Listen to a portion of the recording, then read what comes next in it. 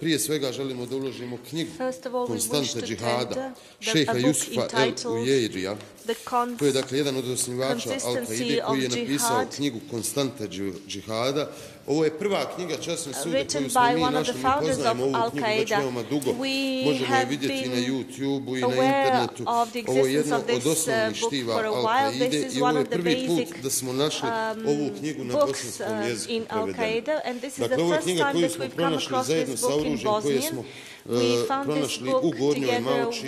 Bilo je ovdje predmet vještačenja, ovo oružje i fotodokumentacije, vidjela se i ova knjiga na njoj. Mi smo pokušali cijelo ovo vrijeme doći do mogućnosti da utvrdimo ko je i kada preveo ovu knjigu, međutim, to je još uvijek predmet istrage Državne agencije za istrage i zaštitu i dakle, iz tog razloga dakle, nismo uložili odmah dokazima i želimo da je uložimo danas. Dakle, to je... Radi se o knjizi u kojoj jedan od osnivača Al-Kaide koji je i poginuo na arapskom poluostrvu objašnjava šta je džihad, zašto je on bitan i na koji način treba u praksi da se svaki pripadnik, odnosno svaki musliman, kako navodi, bori protiv neistomišljenika i bori za džihad. Mislimo da je ovo jako bitna knjiga i mi ćemo svakako proglašati na tome da se utvrdi ko je uopšte preveo ovu knjigu, jer ovo zaista prvi put da smo našli ovu knjigu na bosanskom jeziku. Dakle, to će biti prvi dokaz koji ulažemo. Odbrana je dobila ove dokaze. Informed of these pieces of evidence. Just a second, counsel for the first accused. You received this piece of evidence, I assume. Are there any objections to the relevance or authenticity? Well, certainly, Your Honor, this book was not on the CD that we received, the CD containing evidence, and I checked that with my colleagues. It wasn't on their CD. I got it this morning. I honestly don't know. I read religious books, indeed, and I know what jihad is.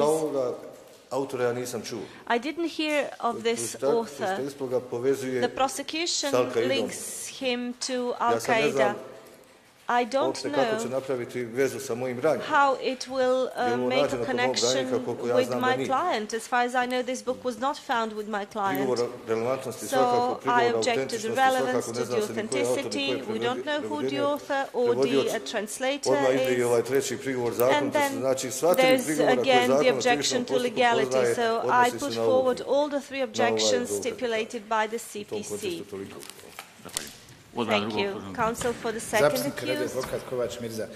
For the record, Mirza Kovač, attorney, having examined the contents tekst koji se nalazi ovdje, ističemo, s obzirom da se ne radi ni u jednom pogledu dodirnim tačkama sa drugooptuženim, ističemo prigovor relevantnosti. We object with respect to the relevance. Thank you. Counsel for the third accused. We put forward the same type of objection as the counsel for the first and the second accused. This book has absolutely nothing to do with our client. Thank you. The accused, do you want to say anything? No? The court will accept this into evidence and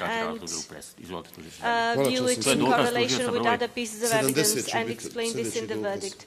So this is exhibit number 73. Sljedeći dokaz tužilaštva. Časni sude, sljedeći dokaz koji želimo da uložimo je prosecution exhibit we wish to tender, Your Honor, is the list of persons registered as having residence in Gornja Mauča, Srebrenik municipality. There is a total of 78 persons on the list. Persons who are registered as having permanent residence in Gornja Mauča. This will be T74. And let me explain why we wish to tender this into evidence.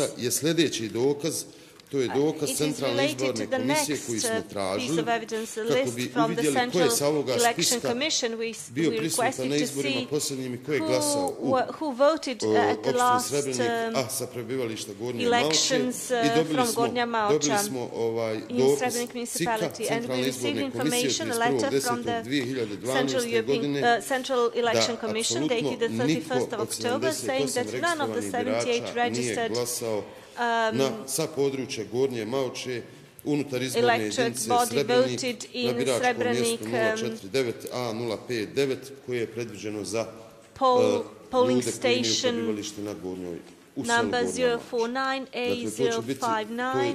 To bi mogli uložiti kao jedan dokaz za T74, a ovo sve iz razloga odnosa ovih ljudi prema državi, prema izborima, prema zakonima ove države. Relates to the state, to the laws of the state, to the elections, and this is what we've been trying to say all this time, and what the expert witness will also explain.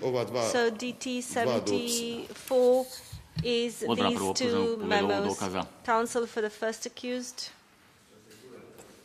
Your Honor, the list of persons who have permanent residents registered in the local commune of... Just a second. Ja sam saglasan s ovim dokazom, samo sa drugog aspekta, sa I agree with this piece of evidence, but from the different aspect. When the searches were made, it was indicative that two persons appeared in Gornja Malča as witnesses, and a third person appeared during one search. And I saw that those persons who were witnesses to the search, to the searches in Gornja Malča, are not on the list of residents of Gornja Malča, which means that they were brought together, that they were brought with the persons who searched the village.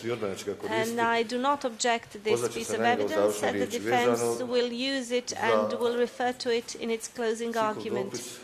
As for the Central Election Commission's memo, I think that if the representative of the Central Election Commission was here, she would object to such violation of election rights, since their memo is being abused. So I'm objecting to this second part.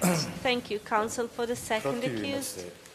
We object to the tendering of these pieces of evidence. We believe that they were obtained through violations of the CPC and were obtained unlawfully, and that the information about persons who vote and who are on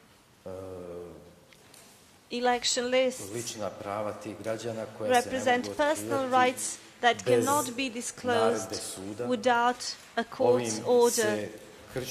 And this most probably violates the election law. We will actually check into this. And we also believe that in addition to this piece of evidence being obtained unlawfully, that it is also irrelevant with respect to the second accused, Emrah Vojnica. So we object to tendering this into evidence, this memo from the Central Election Commission, and secondly, if the court does adduce it, we object to the relevance. Thank you, counsel, for the third accused. As for the defense for the third accused, we believe that the proposed pieces of evidence are irrelevant and cannot be put into connection with our client. Particularly, we would particularly comment on the second part, which was going to poll stations to vote. It is the choice of each person to vote, and if these persons chose not to vote, it has nothing to do with the third accused or with the entire case. Thank you. The second accused, do you have any comments to this? I don't know why they didn't vote, but I was actually in custody and I couldn't vote. The third accused, I honestly don't understand why we have to listen to this.